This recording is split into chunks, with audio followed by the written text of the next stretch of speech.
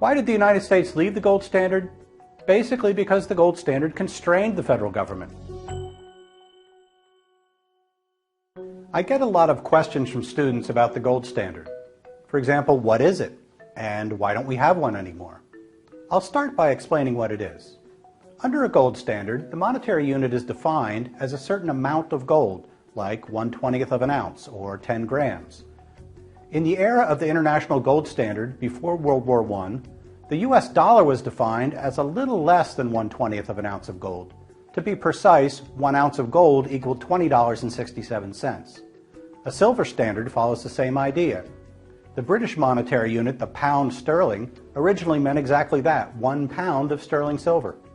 A gold standard can operate with or without government involvement in the minting of gold coins, the issuing of gold-backed paper currency, and the provision of gold-backed checking accounts.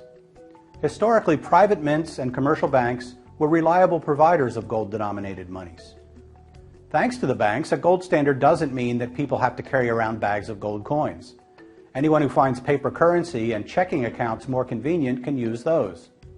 But it does mean that if a person wants to redeem a bank's $20 bill or cash its $20 check, the bank is obliged to give him a $20 gold coin.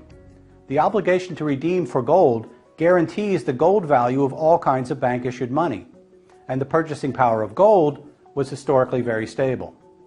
By contrast, under today's unbacked or fiat dollar standard, there is no value guarantee.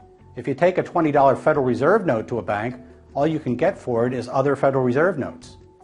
The experience with fiat monies in various countries has ranged from mild inflation to terrible inflation. Why did the United States leave the gold standard? Basically because the gold standard constrained the federal government. The obligation to redeem in gold limited money printing at times when the federal government, rightly or wrongly, thought more money printing would be a good idea.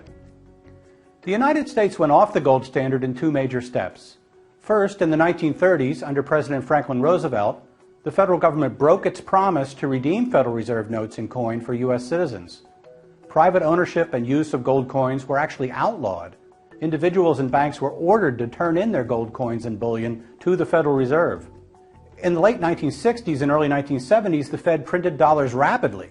The falling purchasing power of the dollar triggered redemptions by foreign central banks, and the U.S. government began running out of gold. Rather than stop printing dollars, Nixon ended their redeemability in 1971. The money printing then accelerated, culminating in double-digit inflation around 1980.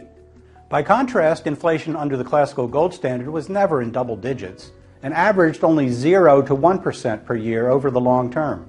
A common objection to a gold or silver standard is that there can be random shocks to the supply or demand curves for metal, and that these will make the purchasing power of metallic money unstable.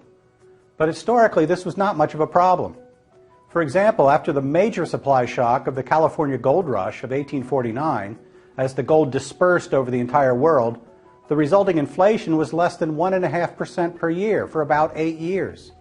Thereafter, the price level leveled off, and later gradually declined as the world output of goods grew faster than the stock of gold. Under our current fiat standard, the supply of money is up to the decisions of the Federal Open Market Committee.